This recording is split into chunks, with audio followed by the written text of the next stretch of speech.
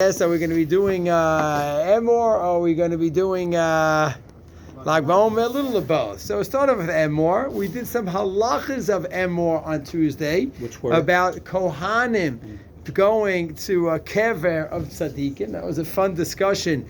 Do we say that a kever of a tzaddik is not tamei? So halacha l'maisa, we don't say that. Really? Yeah, an interesting idea behind it. We discussed that was Tuesday, and we said a little about berachas kohanim. That was the halacha discussion Tuesday. There's a mitzvah for the kohen to bless us, a mitzvah for us to receive the bracha. Such a strong mitzvah to receive it. God is talking, so to speak, through them and blessing us to the point that if we're at the kotel. Okay, it applies more to the men than the women, because some women say don't have a whole bunch of minyanim there. But by the men, you have a whole bunch of minyanim, and at your minyan, they're giving the berachas kohanim. You hear the minyan next door saying kedusha, which is the holy of holies. Don't answer what Shlomo Zalman Auerbach says. God's speaking to you. He's giving the bracha through the kohanim to you. Sfari kohanim go into Marat HaMachpelah. They do. So he says that blessing you, you don't turn away from that blessing and go and start answering Kedusha. But that was Tuesday. But now we're going into the Parsha on some other angles from the Parsha. So it starts off in Emor-קדושים b'nei Aaron, and then there's a word that appears here in our Parsha, and the most famous time that we have the word is in the previous Parsha. kedoshim yiyu le'elohehem v'lo yichalu shem Elohehem ki es yishei Adonai lechem Elohehem hem makvim haYikodesh be kadosh. Now we just had this word. Where do we have this word?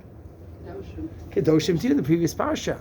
Last week was Achreimus kedoshim, leads into Emor. Ramban says that the word is a similar idea of kedusha, kedoshim to you, but it's repeated again for the Kohanim, because they have other mitzvot and other halacha in addition to us. They have more restrictions who they can marry, and they have other halachas about the korbanos, about tumah, and they have so much, they have an extra push of kedoshim.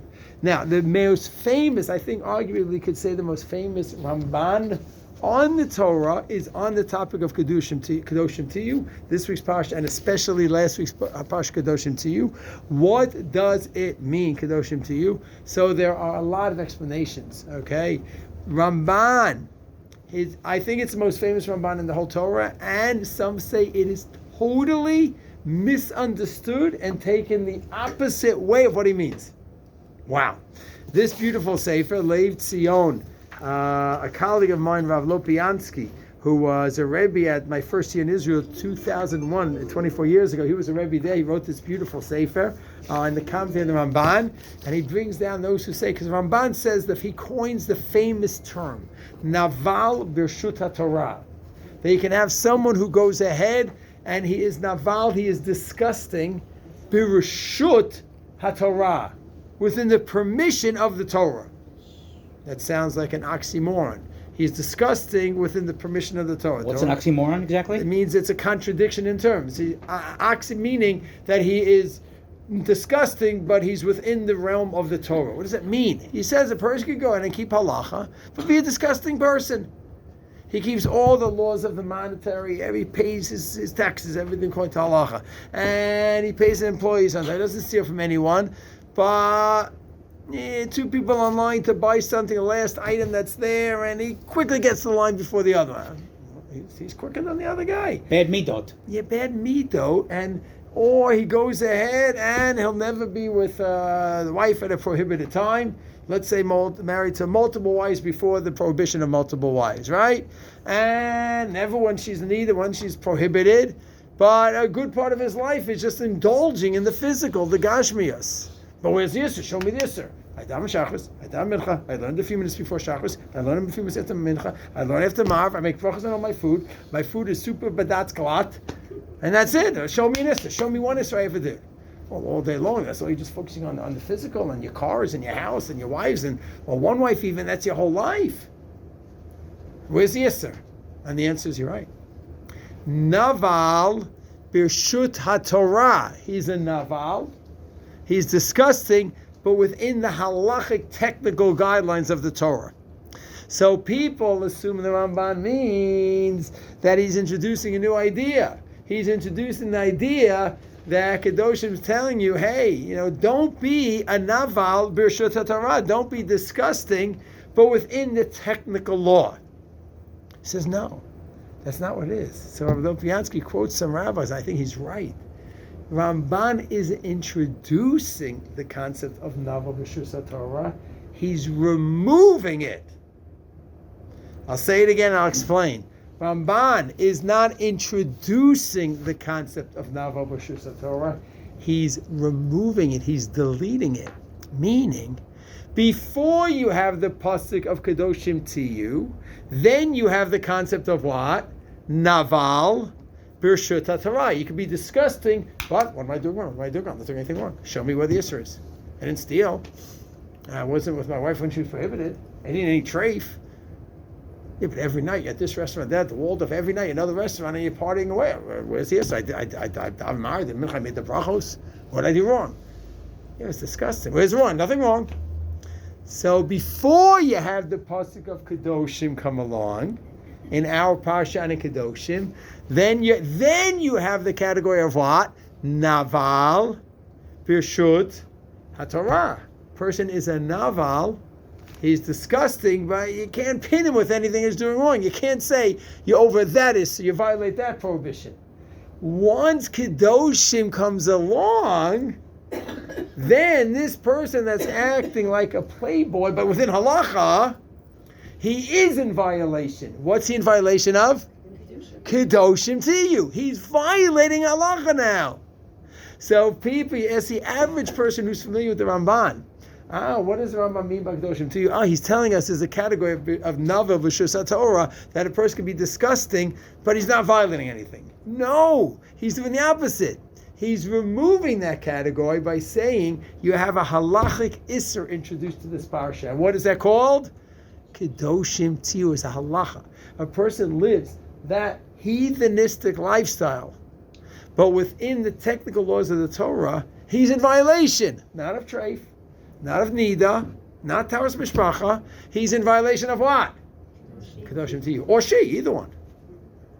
This was, it goes to either one. Male or female. So it's an amazing Ramban. What's amazing is those who heard about it, ask people around. Now, this is a well-known Ramban, and it's the opposite of what people think. It's introducing an issur, and it's removing that concept. So you'll say, wow, that's really interesting. So we've got to keep halach, of course, and then really go beyond and have a life of kedusha, not just the technical. So first, a word about Lag BaOmer and halacha. So I love going around to the kids. Truthfully, one of the kids gave me mussar today, and he was right. Now I'm serious, because I went to all the kids in Netzach, and I'm going to go to my Ganavot. I should have done it a month ago. One of the kids said, right, you should have told us this a month ago. I said, you know what? I said, if Rabbi Shimon Yochai happy today, on Lag BaOmer. So I said, I can't answer for him. I didn't ask. And even if I did, I don't know if he'd answer me. But my guess is, and I put two faces on the board, a happy face and a smile and a sad face. I said the sad face is you have thousands of kids stealing agalot, wagons from Yesh, from Shefashuk, in order to transport the wood. And often the wood itself is stolen from a Atabaniya building site, or from someone else who's making their campfire, and then you take it from them. Then often you put your medurah in a place where there's grass from the municipality. So it's nezek. You do it under the Eruv, so you burn the Eruv. The Friday, when Lag BaOmer falls out on Friday, like this week. This year, it's a disaster for the Rabbanut in the country, because they only have a few hours to fix the whole Eruv, which is burnt down. So Rabbi Shimon Yochai is not happy about the fact that you have Geneva stealing for the sake of the mitzvah of the Medura. He's not happy about that, so to speak. He didn't ask you to make fires either. No, and the whole idea that he died on this day, it's the whole thing. But even if you don't want to go with and challenge the historical part, but we're off, halachically we're off. And not to mention the Daf Yomi today talks about building the Mikdash. Yes, the Gemara talks about building the Mikdash. Everyone loves the concept of Rashi in Sukkah. Talks about falling down from Shemayim. All of Klal Yisrael loves that Rashi. But the Rambam says we have to build it. Because they love the Greyhound commercial. At Greyhound, leave the driving to us. Some of us remember that. Sorry, it's before your time. Anyways, so Greyhound, leave the driving to us. So yeah, Migdash, 200 mitzvahs. Leave it to God. Why take care of that? We'll just do the mitzvahs we have. We're still living in the shtetl. Why move on from there? So I'm critical of Am Yisrael in that way. I know there's a Rashi that says that, but just to go ahead and grasp onto the Rashi that seems to hold is going to fall from Shemayim, and that all of a sudden, that's psak halacha. We shouldn't do anything to get to a mitzvah. In fact, to me, you all know that I'm very against that approach. But the Rambam openly says that what? You have to build a mikdash. Why am I mentioning this now? Because he says, it's the Daf Yomi tell you about how to build a mikdash on Yontif, on Shabbos. And the Rambam brings down Hilchos Beis Bechira, and you know what he says in Perek Aleph? He says that all of us in the room, men and women, we go to build the Beis Mikdash. All the kids learning in yeshivas, they stay and keep learning. They do not build a mikdash. They don't stop learning. So my guess is that Shimon Bar Yochai would not be happy. They have hundreds of thousands of kids of all ages doing what? Taking off tonight and tomorrow in his honor. So my guess is he won't be very happy because there's outright violation of halachas going on. He maybe would be happy that we talk about Shimon Bar Yochai, we talk about the Eish Torah, we talk about Rabbi Akiva, and after Rabbi Akiva, those 24,000 Talmidim, he keeps going, and it's like Mama's a Breslov. It's a Breslov idea that Ein Yesh Ba'olam, they don't ever give up hope. Rabbi Akiva reflects that idea, and there's Achdus, and we're together. We don't have a Sunday in Israel, so it's a nice sort of Sunday kind of time. So it's not a nice thing. It's not all black and white, all bad or good. It's mixed. Anyways, we always have to make sure we're starting with basic halachas over here. And so Lag Ba'om, we have to be so careful about every detail of the halacha. About the stealing, about the damage, and this and that. And then you go, okay, once you're doing it, the minute go, I said, we do these bonfires for whatever reason, good, bad, or whatever, but do it according to halacha first. That's pashut.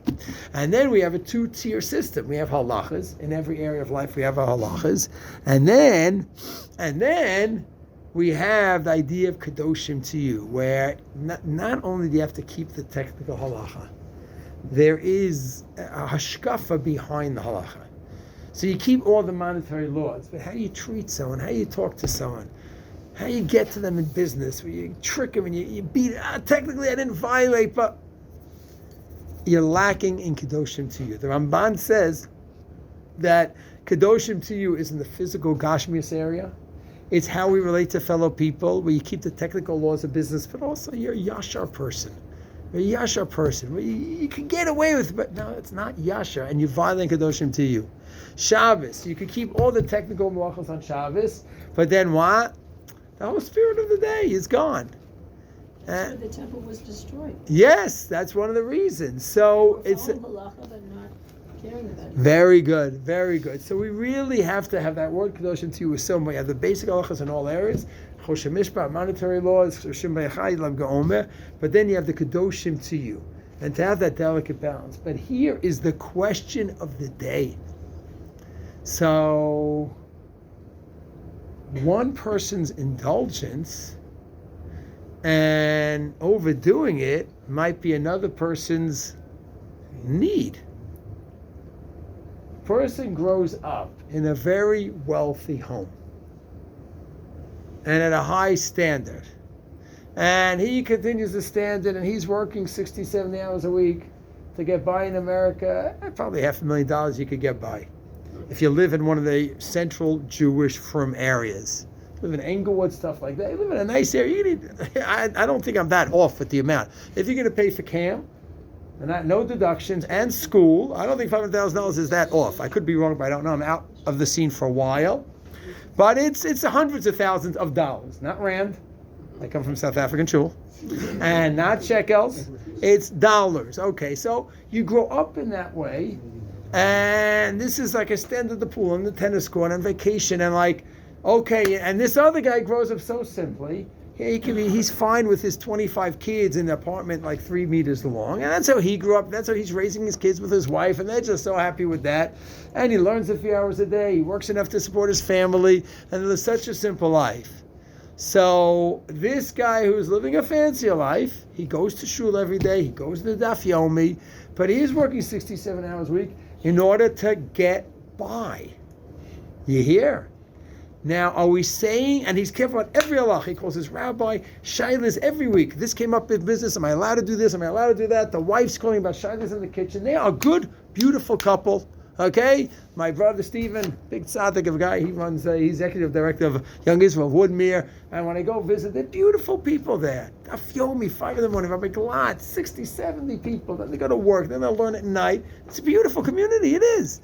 I wish on the other side of the Atlantic, I wish it was here, but okay, so beautiful people, and they're living comfortably, nice. Oh, every one of them, because they have a house that's 4 stories high, and a pool, they're all violating this pasuk, kedoshim to you. Do we say that? Of course, they're all living much more than most Living in of us. Schmutzlaritz. I'm not talking about that. Let's talk about living here in Israel. We don't have the Eretz Yisrael Chutz issue. Oh, I guess everyone, look at the fancy life they're leading. I guess they're all violating kedoshim because they're indulging more than you need. And the answer, of course, is kedoshim to you, I think, is the most subjective mitzvah in the Torah. I have to check to be sure Explain about what that you mean by statement. that. I will explain. Okay, but I don't have the time on either one of these. What time is it? 20 of 20. Okay, good. So I could be wrong with this claim. Okay, but I'm wondering if it's the most subjective. Let him finish. If it's the most subjective mitzvah in the Torah, why? Because